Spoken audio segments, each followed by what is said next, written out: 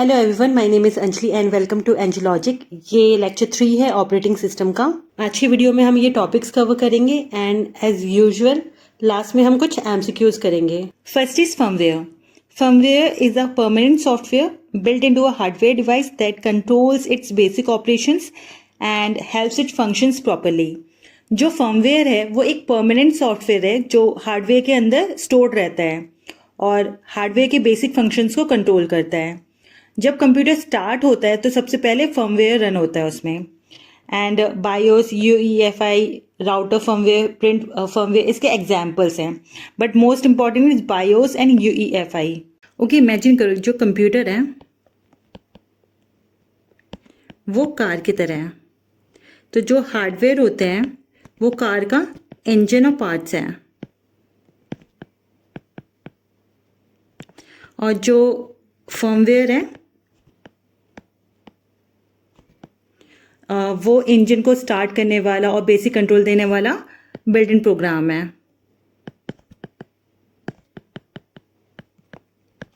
और जो हमारा ऑपरेटिंग सिस्टम हो गया वो ड्राइवर है जो कि कार को चलाता है।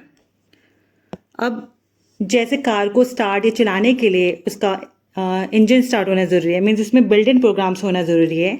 सेम कंप्यूटर को चलाने के लिए उसमें फर्मवेयर की ज़रूरत पड़ती है। नाउ बायोस वर्सेस यूईएफआई, ये क्या है?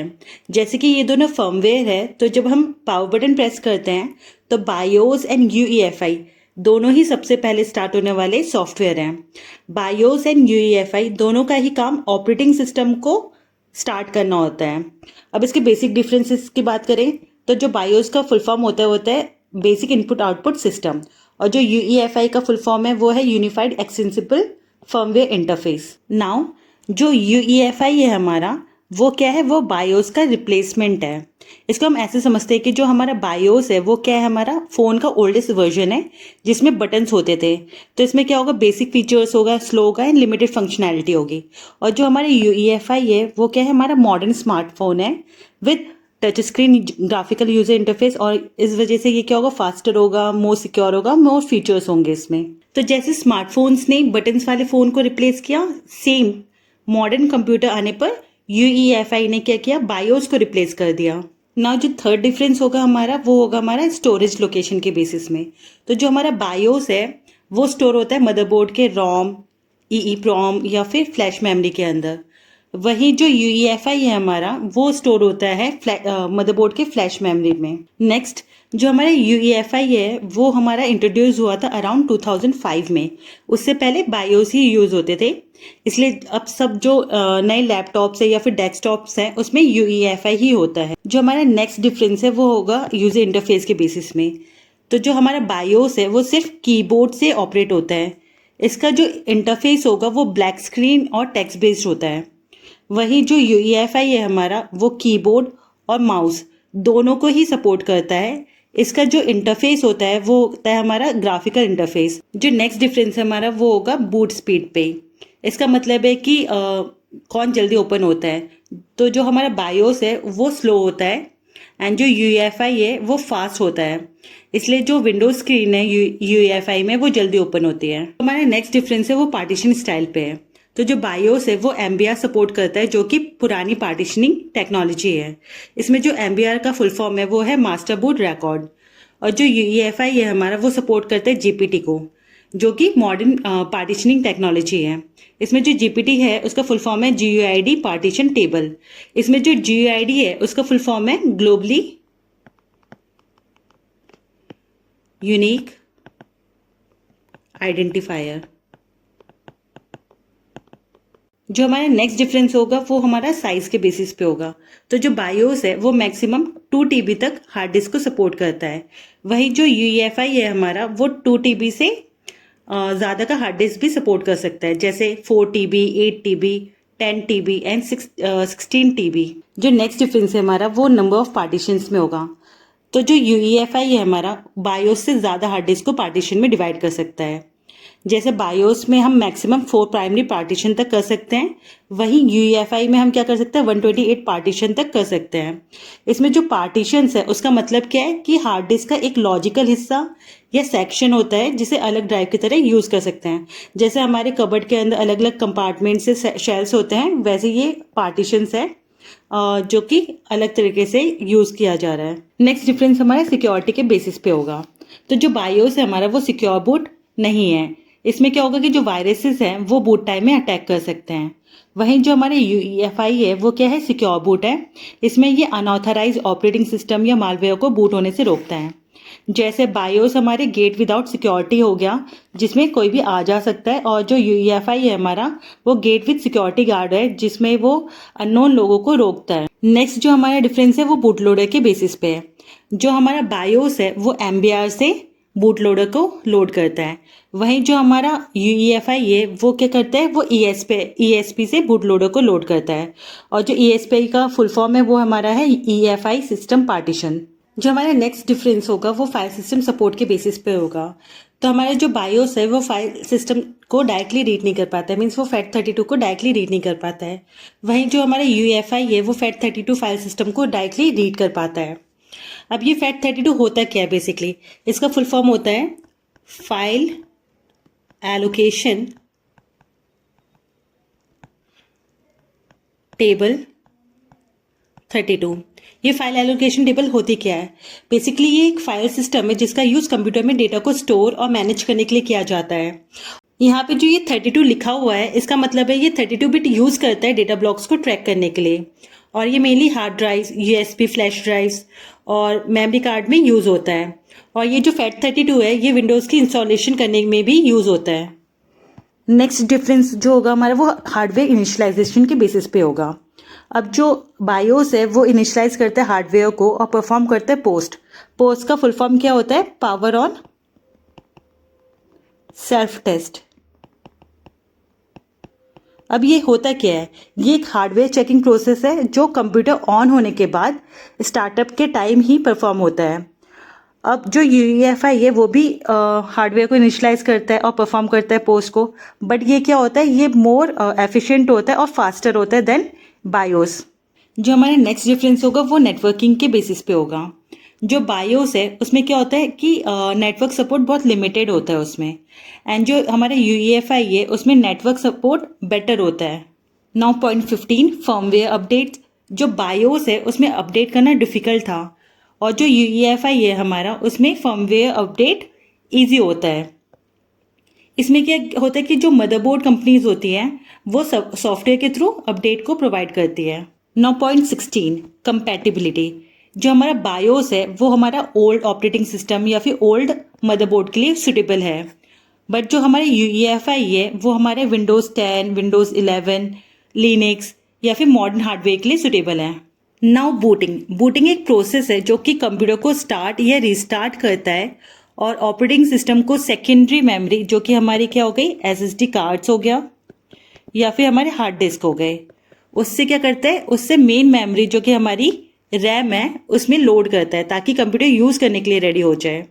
अब इसकी हमें नीड क्यों पड़ी, क्योंकि जो विदाउट बूटिंग क्या होगा कि जो कंप्यूटर है वो क्या किसी भी सॉफ्टवेयर को रन नहीं करेगा, क्योंकि उसमें अभी तक ऑपरेटिंग सिस्टम क्या है वो लोड नहीं हुआ है। नाउ टाइप्स ऑफ बूटिंग हमारी 2 टाइप्स की होती है। फर्स्ट इज कोल्ड बूटिंग जिसको हम हार्ड बूट भी बोलते हैं, सेकेंड इज वार्म बूट जिसको हम सॉफ्ट बूट भी बोल सकते हैं। अब जो कोल्ड बूट होता है वो क्या होता है, जब कंप्यूटर कंप्लीटली ऑफ हो और उसको पावर बटन से ऑन किया जाए तो उसे कोल्ड बूट बोलते हैं। वार्म बूट में क्या होता है, इसमें कंप्यूटर ऑलरेडी ऑन है और उसको रीस्टार्ट कर दिया जाए, फॉर एग्जांपल रीस्टार्ट बटन से, या फिर एक और होता है control plus alt plus delete की दबा के हम इसको रीस्टार्ट कर सकते हैं ना। कोल्ड बूट की बात करें तो इट टेक्स मोर टाइम, इसलिए ये स्लो होता है, और जो वार्म बूट होता है वो फास्टर होता है। नेक्स्ट इज जो कोल्ड बूट होता है उसमें कंप्लीट हार्डवेयर इनिशियलाइजेशन होता है। इसका मतलब क्या है कि जो कंप्यूटर ऑन होने के बाद हमारे बायोस और यूईएफआई हैं वो दोबारा कंप्यूटर के हार्डवेयर कंपोनेंट्स को डिटेक्ट, चेक और कन्फिगर करते हैं ताकि वो ऑपरेटिंग सिस्टम के लिए रेडी हो जाए। नाउ जो वार्म बूट होता है उसमें क्या होता है, पार्शियल री इनिशियलाइजेशन होता है। इसका मतलब क्या है कि किसी हार्डवेयर या सिस्टम कंपोनेंट को दोबारा इनिशियलाइज करके रेडी स्टेट में लाना। फॉर एग्जाम्पल इसमें हमारा पावर बटन हो गया, इसमें रीस्टार्ट बटन हो गया हमारा। Now important terms in BIOS and UEFI. First is CMOS। ये क्या है? ये एक चिप है जो कि बायोस और यूईएफआई की सेटिंग्स को स्टोर करता है, जैसे डेट, टाइम, बूट ऑर्डर और हार्डवेयर सेटिंग्स को। इसका जो फुल फॉर्म है वो है complementary metal oxide semiconductor. Next is NVRM। ये क्या है? ये एक टाइप ऑफ मेमोरी है जो कि पावर ऑफ होने के बाद भी अपना डेटा को संभाल के रखता है, मीन्स प्रिजर्व करके रखता है। इसकी फुल फॉर्म की बात करें तो ये है non volatile random access memory. Now system call. System call एक मैकेनिज्म है या फिर हम बोल सकते हैं प्रोग्रामेटिक वे है जिसके थ्रू जो यूजर प्रोग्राम होता है वो रिक्वेस्ट करता है सर्विसेज को ऑपरेटिंग सिस्टम से। ये यूजर मोड और कर्नल मोड के बीच में कम्युनिकेशन का मीडियम है। जैसे हमने पढ़ा था कि एप्लीकेशन जैसे हैं Chrome, MS word etcetera directly hardware से बात नहीं कर पाते हैं। तो अगर एप्लीकेशन को कोई काम करवाना है जैसे file open, file save, internet use etcetera, तो वो ऑपरेटिंग सिस्टम से रिक्वेस्ट करती है और ये रिक्वेस्ट सिस्टम कॉल के थ्रू होती है। और जो सिस्टम कॉल होता है वो स्विच करता रहता है यूजर मोड से कर्नल मोड में और कर्नल मोड से यूजर मोड में, इसलिए हम इसको मोड स्विच भी बोलते हैं। Why called as mode switch?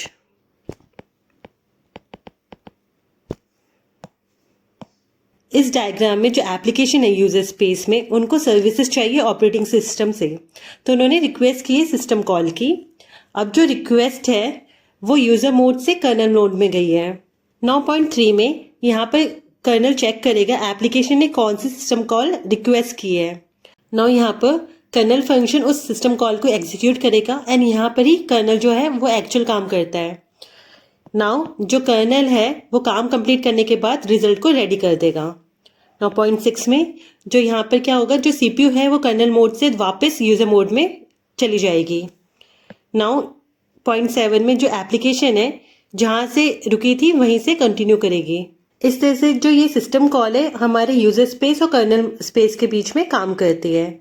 Now ये यूजर मोड और कर्नल मोड क्या होते हैं सिस्टम कॉल में, हम इसके बेसिक डिफरेंसेस को पढ़ते हैं। Now user mode and kernel mode. User mode में एप्लीकेशन रन करती है जैसे Chrome, word, VLC and games. इसमें कुछ लिमिटेड प्रिविलेजेस भी होगी, मीन्स रेस्ट्रिक्शंस भी होगी, जैसे इसमें डायरेक्ट हार्डवेयर एक्सेस नहीं कर पाएगा, ये डायरेक्ट मेमोरी एक्सेस नहीं होगा, CPU कंट्रोल नहीं होगा। कर्नल मोड में ऑपरेटिंग सिस्टम रन करते हैं, इसमें फुल हार्डवेयर एक्सेस होगा, मेमोरी एक्सेस होगा, CPU कंट्रोल, डिवाइस कंट्रोल, सबकी फुल परमिशन होती है इसमें। Now there are 6 types of system call. 6 तरीके की सिस्टम कॉल होती है। First is process control.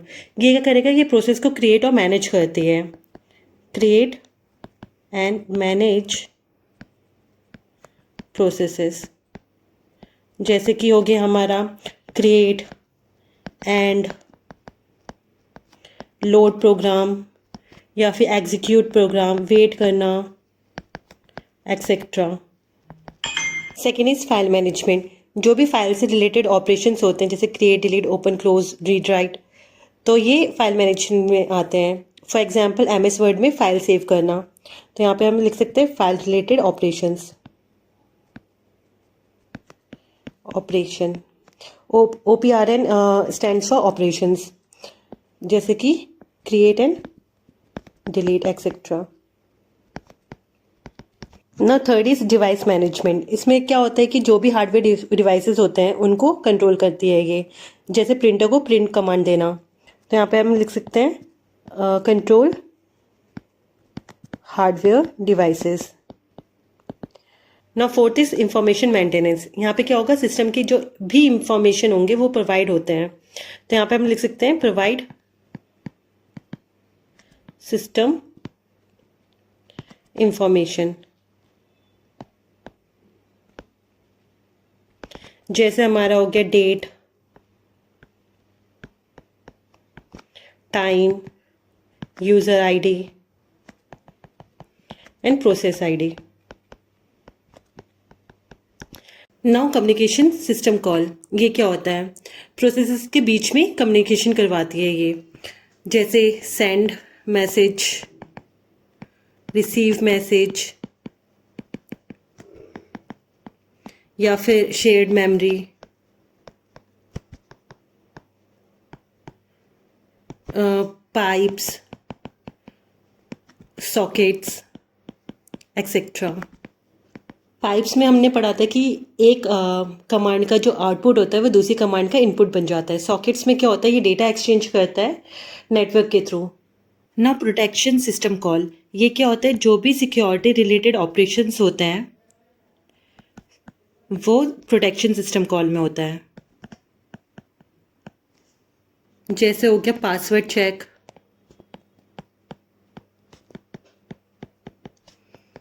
File permission, user authentication,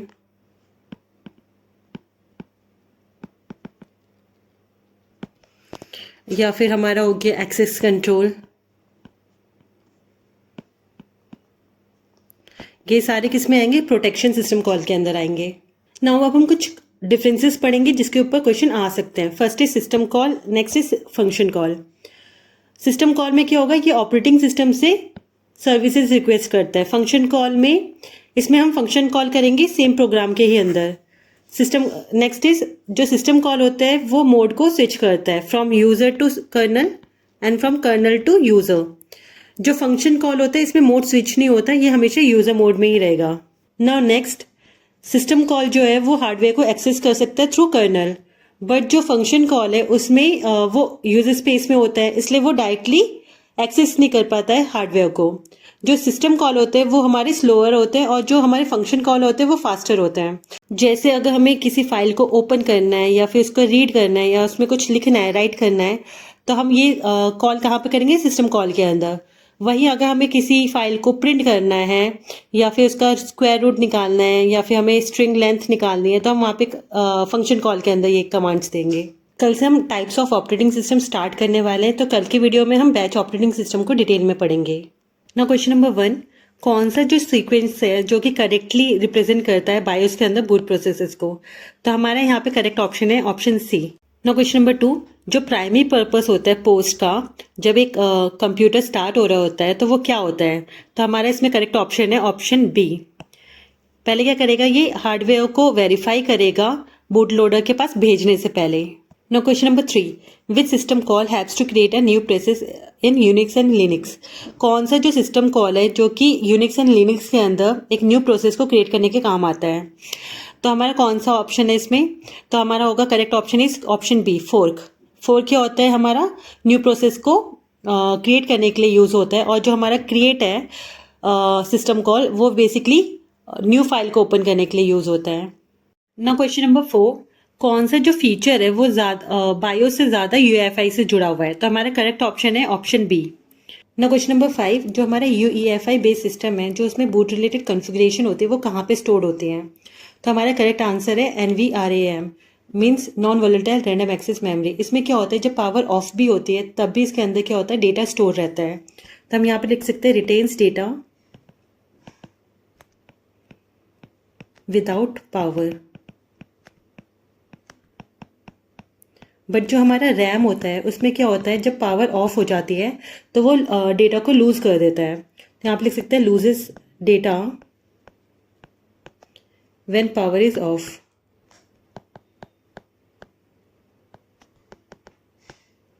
ना question number 6, a motherboard battery is primarily associated with maintaining. जो हमारी मदरबोर्ड बैटरी होती है बेसिकली CMOS बैटरी, जो कि एक छोटी बैटरी लगी होती है, वो मेनली किस चीज़ को मेंटेन करने के लिए होती है, तो हमारा करेक्ट ऑप्शन है ऑप्शन सी। ना क्वेश्चन नंबर 7, जब सिस्टम कम्प्लीटली पावर ऑफ होता है देन उसको हम जब पावर ऑन कहते हैं तो उस प्रोसेस को हम क्या कहते हैं, that process is called cold boot, option B. ना question number 8, what is the fundamental reason for having user mode and kernel mode. User mode and kernel mode होने का क्या कारण है, तो हमारा इसका करेक्ट ऑप्शन है option B, to provide protection and restrict application from directly executing privileged operations. इसका मतलब क्या है कि अगर कोई एप्लीकेशन डायरेक्टली हार्डवेयर या इंपॉर्टेंट मेमोरी को मॉडिफाई करना चाहे तो ऑपरेटिंग सिस्टम उसको डायरेक्टली अलाउ नहीं करता है, एप्लीकेशन को ऑपरेटिंग सिस्टम या फिर कर्नल के थ्रू रिक्वेस्ट करनी पड़ती है। ना question number 9, which operation would generally require privilege kernel level handling. आमतौर पर कौन सी ऑपरेशन को प्रिविलेज कर्नल लेवल हैंडलिंग की ज़रूरत होती है? तो हमारा इसमें करेक्ट ऑप्शन है option C, direct manipulation of hardware या फिर device control registers. Now question number 10, which statement about a system call is most accurate? कौन सी जो स्टेटमेंट है जो कि सिस्टम कॉल के ऊपर ज़्यादा अच्छे से बैठती है? तो हमारे इसमें करेक्ट ऑप्शन है option B, a system call provides a controlled interface through which a user program requests a service from the operating system kernel. Now question number 11, which group contains only operation commonly associated in the system calls? कौन सा जो group है वो contain करता है operations को जो कि सिस्टम कॉल से जुड़ा हुआ है? तो हमारे इसमें करेक्ट ऑप्शन है option B. Now question number 12, which of the following is primarily associated with inter process network communication? इनमें से कौन सा इंटर प्रोसेस या फिर नेटवर्क कम्युनिकेशन से जुड़ा हुआ है? तो हमारे करेक्ट ऑप्शन है ऑप्शन सी, सॉकेट। सॉकेट में हमने पढ़ा था कि नेटवर्क के थ्रू ये क्या करता है कि दो कम्युनिकेशंस को एक दूसरे से जोड़ता है। Now question number 13, which pairing is incorrect? कौन सा जो इनमें से पेयर है वो इनकरेक्ट है? तो ऑप्शन ए, फर्मवेयर जो है वो low level software associated with hardware initialisation, correct है ये। Option B, UEFI is a modern firmware interface, जो UEFI है मॉडर्न फर्मवेयर इंटरफेस है, ये भी करेक्ट है। ऑप्शन 3, NVRAM क्या है? नॉन वोलेटाइल स्टोरेज है for information such as firmware और वेरिएबल्स, ये भी करेक्ट है हमारा, क्योंकि ये नॉन वोलेटाइल स्टोरेज है जो कि इंफॉर्मेशन देता है फर्मवेयर वेरिएबल्स के लिए। और ऑप्शन डी, CMOS बैटरी, जो कि सप्लाई करते हैं continuous power to the CPU when the computer is turn off, ये हमारा इनकरेक्ट ऑप्शन है। तो हमारा हो गया ऑप्शन डी। क्या होता है बेसिकली, जो CMOS बैटरी होती है जब कंप्यूटर ऑफ हो जाता है तो ये CPU को पावर नहीं देती है।